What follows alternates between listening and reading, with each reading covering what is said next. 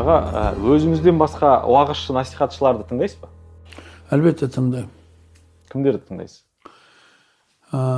Мен көбірақ өзіміздің Қазақстандағы Ерсін Әміре, Арман Қуанышбаев, Сансызбай Шоқан, және де бұл Орта Азиядағы ең атақты үлкен ғұламалар бар.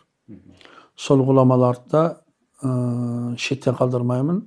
Соның ішінде қырғыздардың өте мықты уағызшылары бар. Білімде де, тақуада да алдына жан салмайтын Абдушкүр Нарматов деген өте үлкен ғұлама жігіт бар. Мысырды бітірген.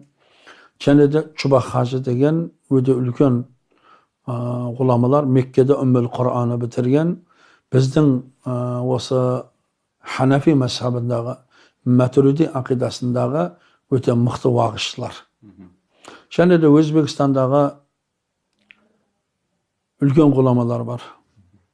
Солардың Пайғамбар саллаллаху алейхи вассалам тарихи жайында айтатын өте Нұриддин Хажы деген мықты үлкен ғұламалар бар. Солардың уағыздарын тынбай тыңдаймын. Тыңдағанда не мақсатта тыңдайсыз? Бір өзіңіздің бір иман байлығыңызды күшейте түсу үшін бе, әлде бір үйрену үшін дейміз бе екен? Бір тәсілдерін меңгеру үшін дейміз бе екен? Қалай түсіндірер едіңіз? Бұл бірінші өзімді тәрбиелеу үшін. Сен біреуді тәрбиелеуден алдын өзіңді тәрбиеле дейді. Енді мысалы біз айтамыз ғой, уағыз тыңдаңдар дейміз ғой. Өзім тыңдамасам не үшін айтамын? Өзім тыңдап үйреніп, өзім соған амал қылмасам, мен не айтам? Мысалда, екінші жағы да бар, өте дұрыс айттыңыз. Сөз мәнерін үйрену да бар бұл жерде.